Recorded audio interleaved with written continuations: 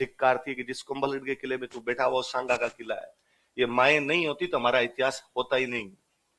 हुमायूं दिमाग लगाता है कि यार बहादुर शाह कहां का राजा है? गुजरात। कब्जे में क्या उसके? मालवा। लेकिन अब वो कहां पे बैठा हुआ है? उसका पूरा ध्यान कहां पे लगा हुआ है?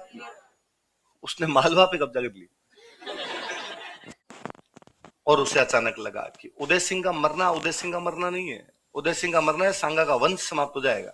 और खानवा में जिंदा रह गए थे, मरे नहीं थे। तो कहा बाघ सिंह जी एक बार फिर हम आपको मरने का मौका दे रहे हैं, और इस बार बचने की कोई भी संभावना है? तो बहादुर शाह को नाव में बिठाते हैं, अरब सागर के बीचों बीच लेके जाते हैं, फेंक देते हैं। इसलिए मैं अक्सर आपसे कहता हूं कि इस लाइन को ठीक उल्टा किया जाना चाहिए कि राजस्थान वीरों की धरती है, राजस्थान वीरांगनाओं की धरती है। किसकी धरती है? यहाँ की महिलाएं सशक्त थी, इसलिए बंदे सशक्त हो गए। विक्रमादित्य लिखो, पिता सांगा और माता कर्मावती। मैंने बताया था कि अक्सर राजा छोटे होते या राजा योग्य नहीं होते तो उनकी माता शासन संभाला करती थी। पृथ्वीराज चौहान के टाइम शासन कौन संभाल रही थी? कर्पूरी देवी। मूलराज के टाइम में शासन कौन संभाल रही थी? नायिका देवी। यहाँ पे संभाल रही थी कर्मावती। लिखो, संरक्षिका कर्मावती, गार्जियन। इन्हीं दिनों गुजरात में एक सुल्तान हुआ करता, उसका नाम था बहादुर शाह। गुजरात का सुल्तान कौन था? बहादुर शाह को समाचार मिले कि यार आजकल सांगा जी तो मर गए, और सांगा जी के मरने के बाद रतन सिंह जी बने, वो भी मर गए, और अब कौन बना हुआ है? विक्रमादित्य, और उसमें लखन है नहीं। तो उसको लगा इसका मतलब मेवाड़ वल्नरेबल है, मेवाड़ पर अटैक किया जा सकता है। तो 1533 में बहादुर शाह जो कि गुजरात का राजा है, कहां पर अटैक कर देता है? मेवाड़। थोड़ा सा सोच के देखो, इसे ठीक 100 साल पहले 1433 में एक अटैक और हुआ था, अहमद शाह। किसने किया था? तो मोकल के टाइम में गुजरात का राजा कौन है? अहमद। कौन है? अहमद। कुंभा के टाइम में कौन है? कुतुबुद्दीन शाह। कुंभा के टाइम में कौन था? अरे कल तो पढ़ा है, 2 दिन पहले तो पढ़ा है कि कुतुबुद्दीन शाह शम्स खान चला गया, पूरी बात नहीं बताई। तो कुंभा के टाइम में वहां कौन था? कुतुबुद्दीन। सांगा किसको हरा रहा था? मुजफ्फर शाह। किसको हरा रहा था? आपको सर ऐसे मत पूछो, वैसे सांगा में पूछ लो मुजफ्फर शाह तो याद आ जाएगा, पर ऐसे पूछोगे तो मैं याद है नहीं आएगा। अब राजा कौन बना हुआ है? बहादुर शाह, अहमद शाह, कुतुबुद्दीन शाह, मुजफ्फर शाह, बहादुर शाह, अमित शाह, ये सारे के सारे कहां के? गुजराती है। सारे के सारे कौन है? ठीक है। हाँ, तो ये बहादुर शाह हमला करने के लिए आया। कर्मावती समझदार महिला थी, कर्मावती जानती थी कि नया नया खानवा हुआ था, खानवा में नुकसान हुआ, राणा जी की डेथ हुई, अगले राणा जी बने, उनकी डेथ हो गई। अब अपना बेटा इतना योग्य भी नहीं है, लड़ाई करेंगे और नुकसान हो जाएगा। तो कर्मावती ने संधि कर ली बहादुर शाह से, और बहादुर शाह को एक किला दे दिया, रणथंभौर। कौन सा किला दे दिया? रणथंभौर मेवाड़ वालों के पास था। तो कहा हम तेरे को रणथंभौर का किला दे देते हैं और लड़ाई मत कर। बहादुर शाह को लगा फ्री फोकट में बैठे बैठे रणथंभौर मिल रहा है, बिना लड़े मिल रहा है। उसने ठीक है। एक बार तो बहादुर शाह वापस चला गया भाई, रणथंभौर का किला लेके। वापस जाने के बाद उसके फिर मन में उसको लगा यार जब बैठे बैठे इस बार रणथंभौर लेके आ गए तो एक बार अटैक और कर लेते। ये बात वो भी जानता था कि मेवाड़ वालों के पास खूब सारे किले, केवल 32 तो कौन बनवा के गया? तो उसने कहा ज्यादा नहीं तो कोई मचान बोमटी मिल जाए, कुछ ना कुछ तो लेके आएंगे भाई, जाते हुए भूत की लंगोटी अच्छी, जो मिले वो ठीक रहे अपने। तो 34-35 में वापस अटैक कर देते। और बच्चों, आपने छोटी क्लासों में वो कहानियां सुनी होगी कि रानी कर्मावती हुमायूं को राखी भेजती है। किसको राखी भेजती है? वो यही हमला था गुजरात के बहादुर शाह का, जब रानी कर्मावती दिल्ली के मुगल बादशाह हुमायूं को राखी भेजकर उससे क्या मांगती है? सहायता मांगती है। लिखो, सुनना, देखो बात।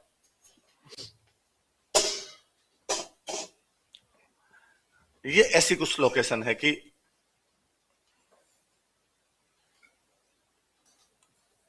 ये इधर गुजरात आपका, गुजरात का सुल्तान कौन है?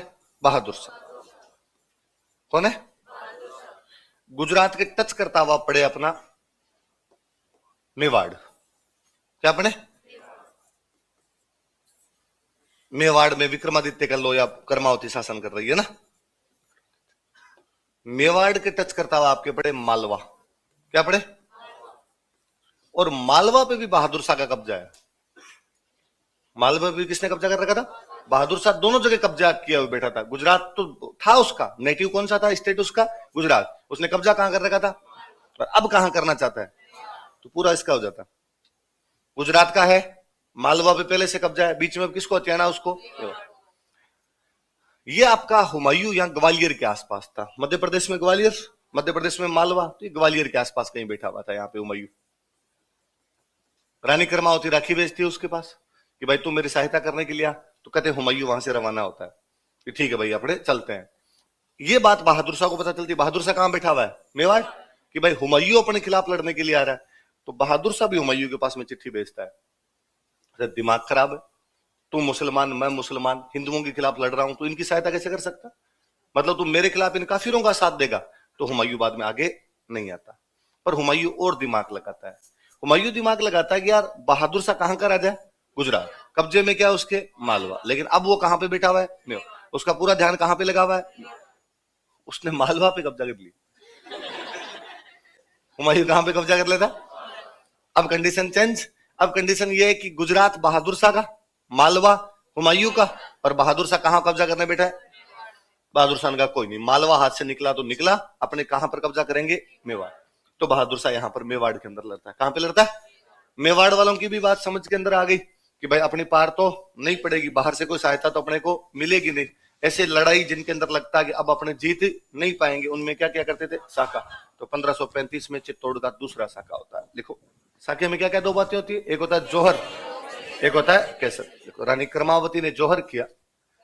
अच्छा पहले जब रानियां ऐसे जौहर, जौहर का मतलब मरेगी, मृत्यु है, आप निश्चय है कि अब आप मृत्यु है आपकी, और आपको लगता है मैं जिंदा रही तो दुश्मन उठा के ले जाएगा, कोई दूसरा मेरे हाथ लगाए, इससे अच्छा है मैं मेरी आन बान शान की रक्षा के लिए खुद ही जल जाऊं। तो ये रानियां वगैरह जलने से पहले अपने पास में जो कुछ सामान हुआ करता उसका दान दे के जाया करती। जितने गहने हैं तो वो बांट के जाया करती, जमीनों के दान दे के जाया करती। हिंदू धर्म ये कहता है कि साहब यहाँ दान पुण्य करोगे तो ऊपर काम आएगा, है ना। अपने सीधी सीधी सी उदाहरण है कि अच्छे काम करोगे तो आपको स्वर्ग मिलेगा। तो अपने यहाँ दान पुण्य करने का आज भी रिवाज है। आज भी बूढ़े आदमी मरने वाले होते तो उनके हाथ से कुछ ना कुछ दान दिलवाते हैं, पता चल जाए तो। भाई को डोकरा रात को सोए सुबह नहीं मिले तो बात अलग है ना, वैसे किसी की या हॉस्पिटल में किसी को जाए। बाकी घरों में यूं बुजुर्ग आदमी वैसे होने वाले होते तो घर वाले पूरे इंतजाम करते हैं, गंगा जल लेके बैठे रहते हैं, पुराण पढ़ते रहते हैं, पास में गीता पढ़ते रहते हैं, लास्ट टाइम में भगवान का ही नाम कानों के अंदर सुनाई दे, गंगा जली मुंह के अंदर रहे, जीभ के ऊपर रहे, और अपने हाथों से दान और करके जाए। अब तो पूरा इंतजाम है स्वर्ग का। अभी आपकी किस्मत फूटी है कोई तो बात अलग है, बाकी हमने पूरे जुगाड़ लगाए हैं आपके लिए। तो पहले यहाँ पे सब कुछ दान पुण्य करके जाते हैं। फिर जिस आदमी ने अपने जीवन का मोह त्याग दिया है, जिसके लिए अब सब कुछ बचा है, वो जीवन के अंदर कुछ भी बाकी नहीं रहा, मृत्यु शेष है केवल, तो वो आदमी धन रख के भी क्या करेगा। तो रानी कर्मावती ने यहाँ पे जमीनें बांटी, अपने गहने वहने बांटे। भीलवाड़ा में एक जगह पड़ती है पुर, कौन सी जगह? वहां से एक ताम्र पत्र मिला है हमें। क्या मिला? तांबे का एक पट्टा है ना, तांबे का एक पट्टा बना हुआ है, उसके ऊपर लिखा हुआ है कि जौहर से पहले रानी कर्मावती ने फलान जी आदमी को इस जमीन का दान दिया।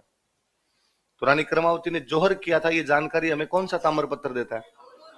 और उस पर डेट लिखी हुई है बाकायदा 1535। क्या लिखी हुई है? तो इससे और पता चलता है कि चित्तौड़ वाला जो साका हुआ था कौन से सन के अंदर हुआ था? 1500। उसमें जौहर करने वाली कौन थी? रानी कर्मा। ऐसा कौन सा ताम्र पत्र बताता है? याद रहेगी बात, लिखो। अब दो बातें होती है, केवल जौहर तो होता नहीं, एक होता है साके में जौहर और एक क्या होता है? केसर। अब केसरिया कौन करे? केसरिया तो राजा करता था, हमने पिछले केसरिया के अंदर देखा था कि पद्मिनी ने जौहर किया था, रतन सिंह ने क्या किया था? केसर। पर यह राजा में तो लखन ही नहीं है। राजा में लखन हो तो कर्मावती क्यों संभाले? उल्टा ये था, कर्मावती के दो बेटे थे, एक विक्रमादित्य और छोटे का नाम था उदय सिंह। क्या नाम था? ननिहाल था इनका बूंदी। कर्मावती कहां की राजकुमारी थी? बूंदी। तो इन दोनों को इस लड़ाई से पहले बूंदी भेज दिया था, ननिहाल भेज दिया था, राजा सेफ रहे, बाकी वाले अपने लड़ देंगे जो भी लड़ना होगा। तो ये तो यहाँ पे थे ही नहीं विक्रमादित्य, तो साहब कौन करे? तो कहा किले में कोई सबसे सीनियर बंदा वो कर ले।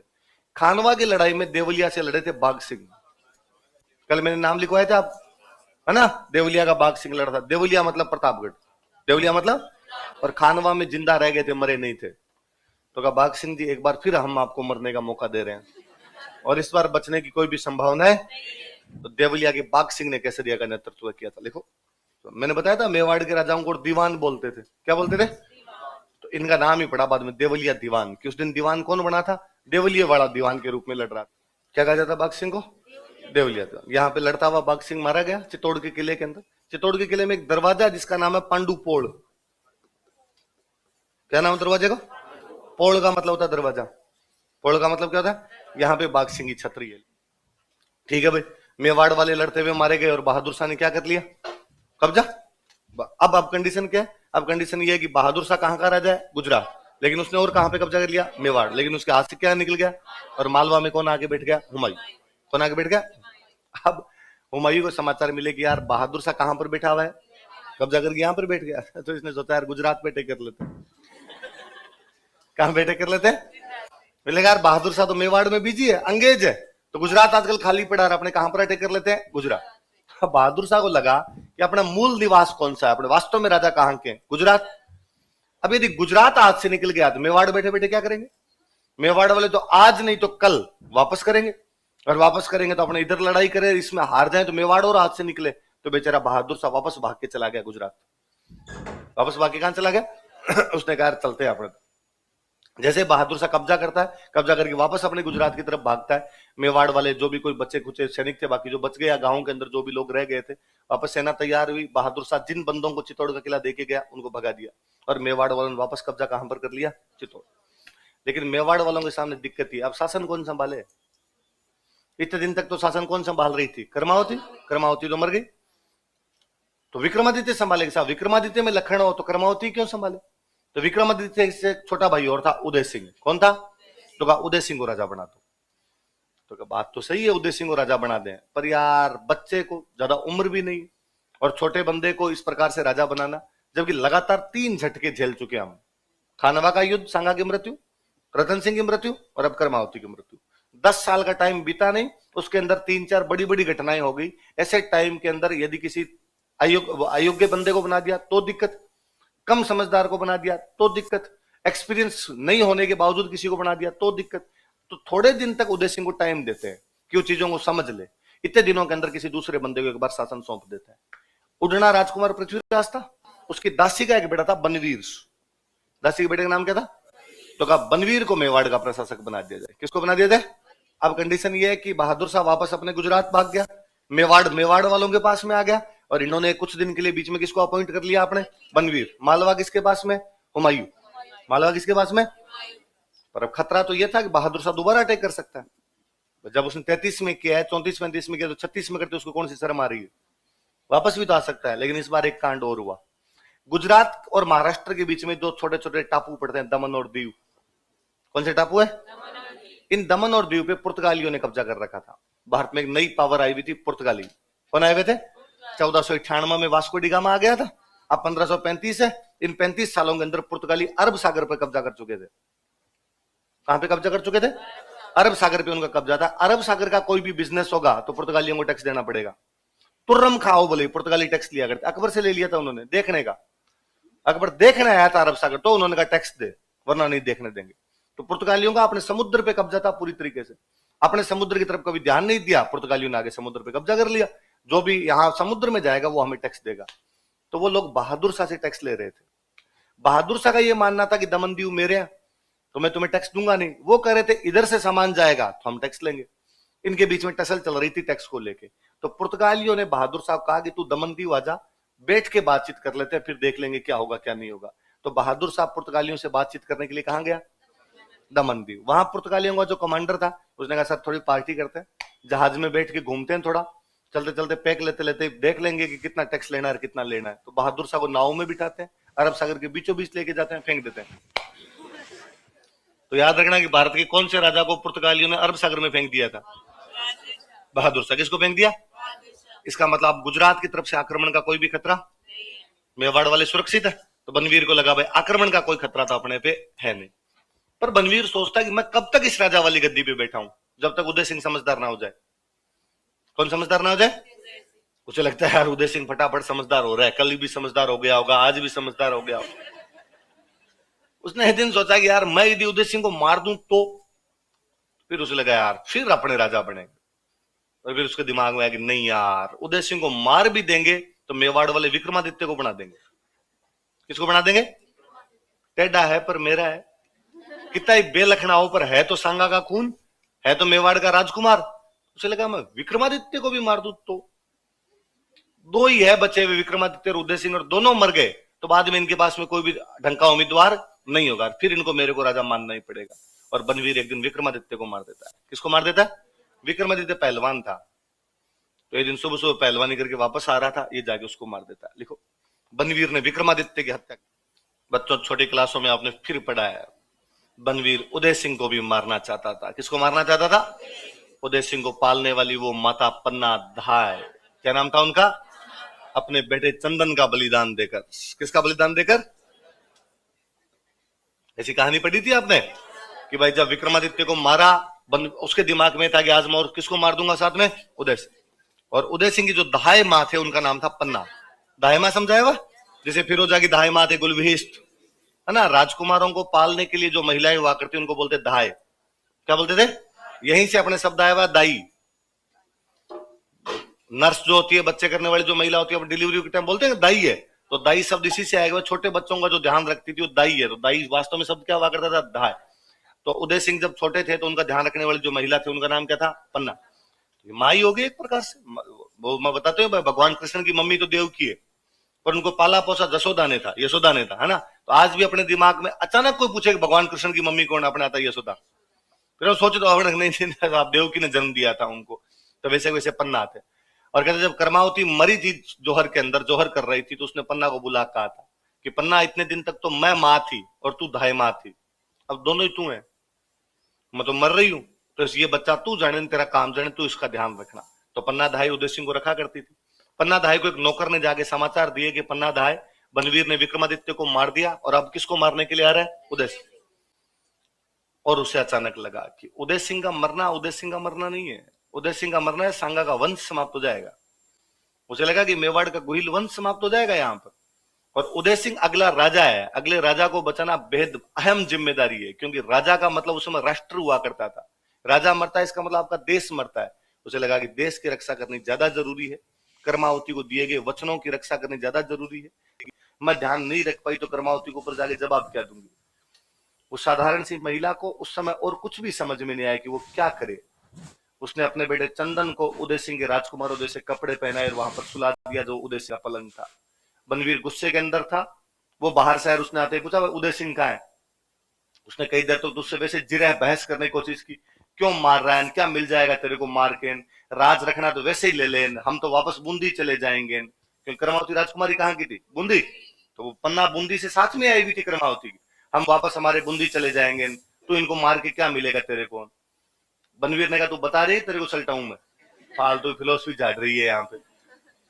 तो उसने वो चंदन को सुला ही रखा था अपने बेटे, ऊपर कपड़ा उपड़ा उठा रखा था उसके, और उसने कहा ये रान डाकी मार दे, इसे मारना है तो शर्म नहीं आती तेरे को। बनवीर ने ध्यान ही नहीं दिया उन बातों, इग्नोर मारा बनवीर ने तलवार की देके चंदन को मार दिया। आज दिन तक एकमात्र उदाहरण है ना भूतो ना भविष्य थी कि किसी माँ ने अपने बेटे को कटवा दिया हो।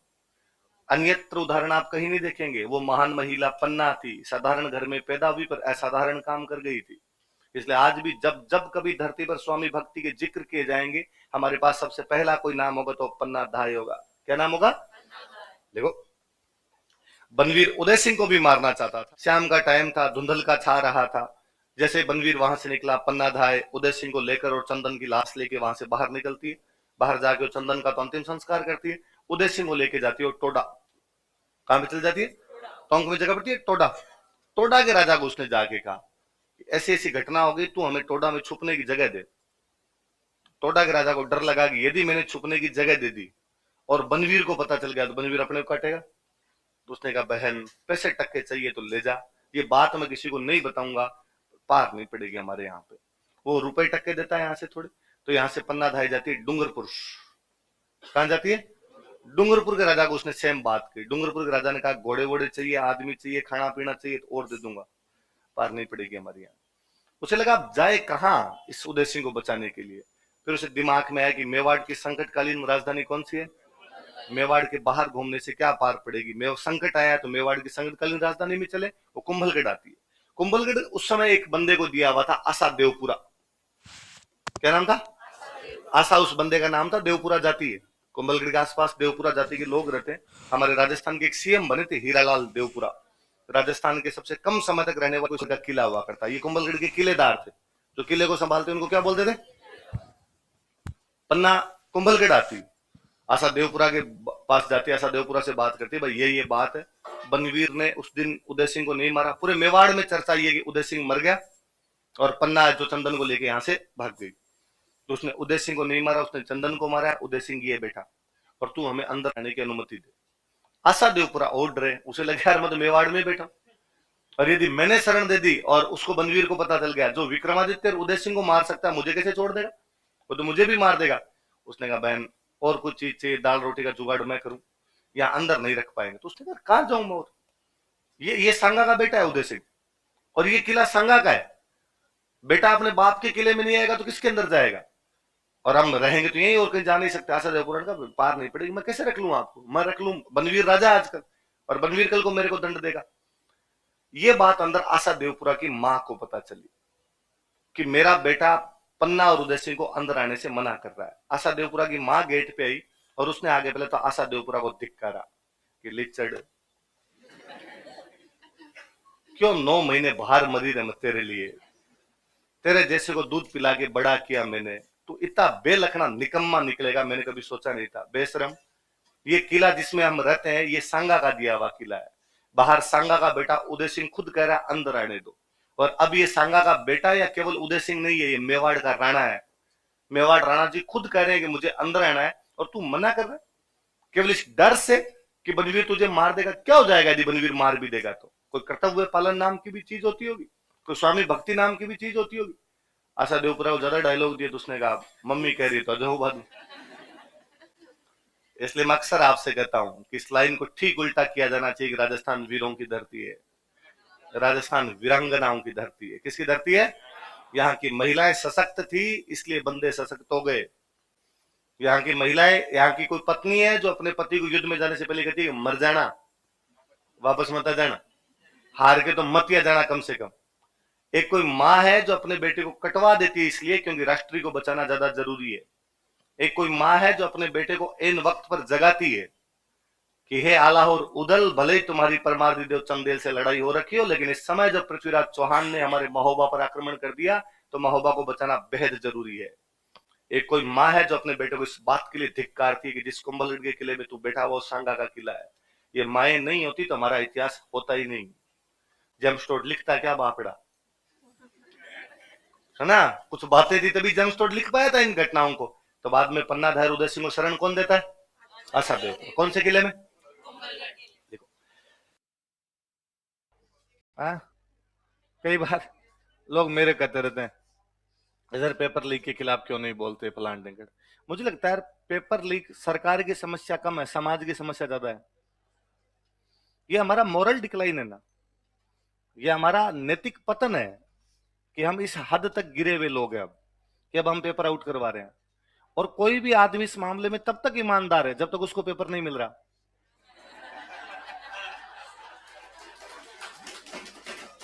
भाई किसको करना है? क्या अशोक गहलोत कैसी जी में आती है कि मैं पेपर आउट करवा दूं, बच्चों को बर्बाद कर दूं?